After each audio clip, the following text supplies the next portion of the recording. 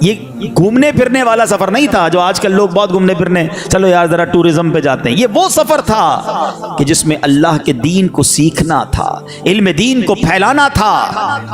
اب بتاؤ مدنی قافلے میں سفر کرنے کا ٹائم نہیں ملتا ہے، 3 دن کے لیے لوگ سفر نہیں کرتے.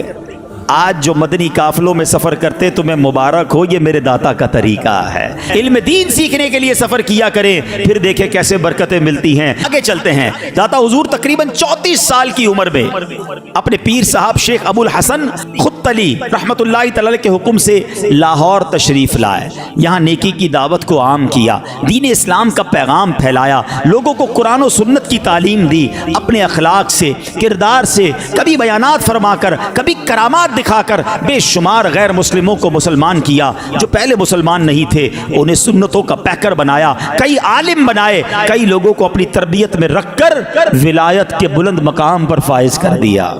نگاہ ولی میں وہ تاثیر دیکھی، بدلتی ہزاروں کی تقدیر دیکھی. تو بہرحال داتا حضور کے بارے میں آتا ہے صرف 30 سال کے عرصے میں، کم و بیش 30 ایئرز کے عرصے میں آپ نے بر صغیر میں انقلاب برپا کر دیا.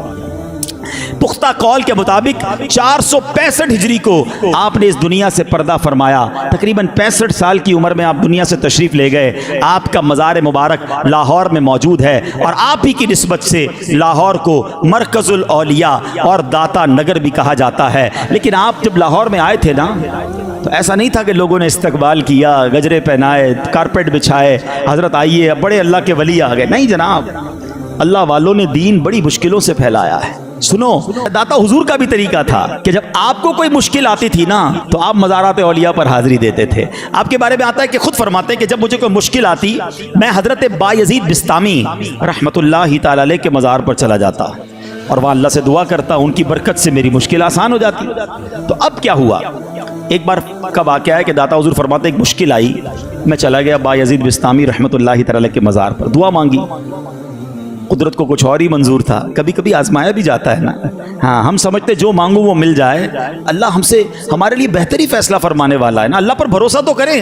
داتا حضور کہتے ہیں میرا مسئلہ حل نہیں ہوا، ٹھیک ہے، 3 مہینے تک مزار مبارک پر رہے مگر وہ پرابلم سالو نہیں ہوئی. آپ خراسان تشریف لے گئے.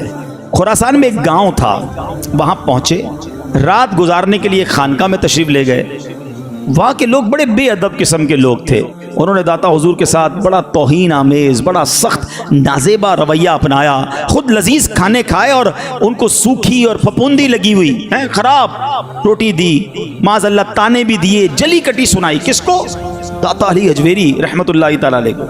مگر حضور فرماتے ہیں کہ میں صبر کرتا رہا. اب تھے ہی حسن اخلاق والے، لڑائی جھگڑے والے نہیں تھے، اینٹ کا جواب پتھر سے دینے والے نہیں تھے. اللہ والے ایسے نہیں ہوتے. خدارا سنو، اللہ والے صبر والے ہوتے ہیں.